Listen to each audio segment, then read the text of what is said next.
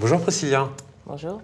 Je te remercie d'avoir accepté notre invitation dans Quartier Jaune. Alors Priscilla, j'ai pris connaissance de votre communiqué de presse, parce qu'il a été co-signé donc, par toi, Fawzi Lelouch, Jérôme Rodriguez et Fabrice Grimal.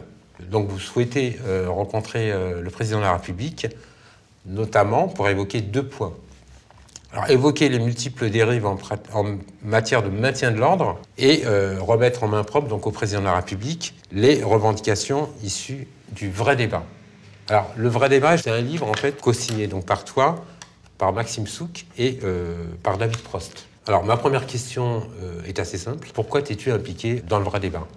J'ai suivi avec attention en fait, les étapes qui ont mené à la création de la plateforme, ensuite à la communication qui tourne autour de la consultation citoyenne et à la présentation de la plateforme. Et voilà, je trouvais que c'était important de soutenir cette démarche parce qu'on nous a beaucoup reproché de ne pas savoir ce qu'on voulait au sein du mouvement des Gilets jaunes. On nous a dit voilà, que vos revendications n'étaient pas claires, qu'on ne sait pas ce que vous voulez, etc. Même si, lorsqu'on a rencontré François de Rugy, on lui avait remis un document avec des revendications qu'on avait synthétisées avec Éric Drouet à l'époque, elles étaient extrêmement claires. Malgré tout, je trouvais que c'était plutôt une bonne chose de centraliser tout ça via une plateforme, et c'est ce qu'a fait l'équipe du Vrai Débat.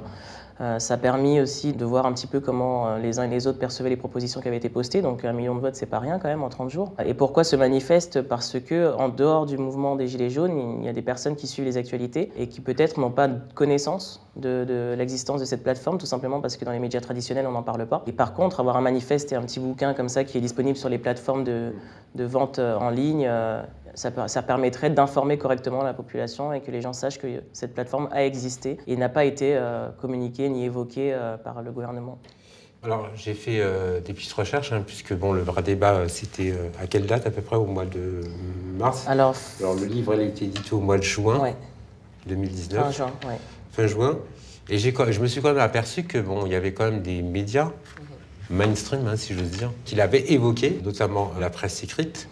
Mais je me suis interrogé, donc quelques mois après, quand on parle du vrai débat aux Gilets jaunes, ou même à des non-Gilets jaunes, ils connaissent pas en fait le vrai débat. Alors ils se souviennent évidemment du grand débat qui avait été orchestré par l'exécutif, mais ils s'en souviennent pas. Comment tu peux expliquer en fait cette situation? Il y a eu un problème de communication ou... Oui, on n'a pas la même force de frappe, on n'a pas les mêmes moyens pour justement faire passer certains messages. On est beaucoup sur les réseaux sociaux et on est pas mal aidé avec les médias indépendants tels que le vôtre. Mais c'est difficile parce que voilà, le grand débat a eu un grand écho parce que le gouvernement forcément a la possibilité d'influencer les informations qui sont relayées via ces grands médias-là. Donc c'était tout à leur avantage de ne pas communiquer sur l'existence de cette plateforme, parce qu'il a beaucoup vanté l'existence du grand débat, dont on n'a toujours pas les résultats aujourd'hui d'ailleurs. Et lorsque le président a fait ses annonces le 25 avril, il n'a même pas mentionné la plateforme. Moi, ce que je ne comprends pas, c'est que quand on a un mouvement en face, quel que soit l'initiateur, que ce soit un syndicat, un collectif, une association, même des personnes qui se sont regroupées de manière informelle juste pour dénoncer quelque chose, à aucun moment on peut se permettre de ne pas citer la plateforme, le document qui centralise les revendications. Et là, sciemment, ils ne l'ont pas mentionné, sciemment, le président ne l'a même pas évoqué. Alors, est-ce qu'il en a connaissance? On peut se demander aussi, mais en tous les cas, personne ne l'a mentionné au sein du gouvernement et c'est pas normal. Alors effectivement, comme tu l'as indiqué, les médias ont très peu parlé du vrai débat. Alors la presse écrite l'a quand même évoqué, puisqu'il y a eu une dépêche AFP. Donc le président de la République, je pense, était quand même au courant.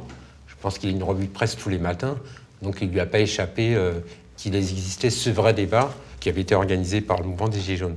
Donc comment peux-tu expliquer en fait voilà, qu'il a fait comme si ça n'existait pas Oui, j'imagine qu'il a des équipes autour de lui qui font une veille un petit peu pour lui expliquer un peu l'actualité. Et pour moi, si à un moment donné, il en a eu connaissance et qu'il n'en a pas parlé, c'est que voilà, c'est volontaire et que l'idée, c'est de ne surtout pas montrer à la population qu'il y a une organisation autour de la centralisation des revendications. Il ne faut surtout pas montrer à la population que les revendications qui y sont ont été construites, débattues au sein de la plateforme et qu'elles concernent tout le monde surtout.